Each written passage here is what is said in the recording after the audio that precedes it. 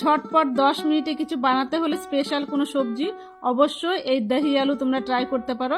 Trust me, খুব ভালো লাগবে তোমাদের, বানানো খুব ইজি, তবে খেতে ভীষণ টেস্টি। একবার ট্রাই করলেই প্রেমে পড়ে দেবে। এর ফ্লেভার অনেকটা ইউপির ফেমাস দহি আলুর মতো।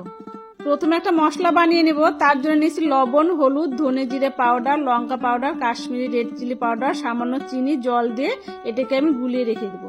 ফ্রাইং প্যানে তেল গরম করতে দেব। ফোড়নে দিয়েছি জিরে, তেজপাতা, শুকনো লঙ্কা আর একটু সর্ষে। ফোড়নটা ভালো ভাজা হয়ে গেলে তৈরি করে রাখা গুঁড়ো মশলার পেস্টটা আমি দিয়ে দেবো। মশলা কষানো হতে হতে আমি সেদ্ধ করে রাখা আলুটা হাত দিয়ে একটু ভেঙে নেব। তারপর জল দিয়ে এটাকে আমি চটকে মেখে নেব।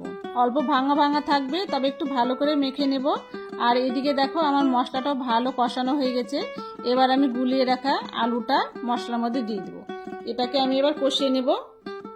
মশলাটা কষানো হতে হতে তোমাদের সঙ্গে একটা কথা বলে নিই, এখনও যারা আমার পেজটাকে ফলো করেনি তারা প্লিজ ফলো করে দিবে। এবার দহি আলুর জন্য আমি এখানে হাফ কাপ দই নিয়ে নেব। সামান্য জল দিয়ে একটা ব্লেন্ডারের সাহায্যে এটাকে খুব ভালো করে ব্লেন্ড করব।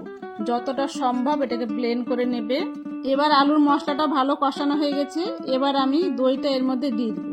দইটা দেওয়ার পরে এটা কন্টিনিউ নাড়তে থাকবে যতক্ষণ না ফুটে আসবে, তা না হলে দইটা ফেটে যাবে আর এটা নিচে লেগে যাবে।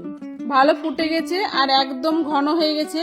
এবার আমি স্বাদ মতো দিয়ে দিব লবণ, আর নামানোর আগে দিয়ে দেবো ধনেপাতা আর গরম মশলা।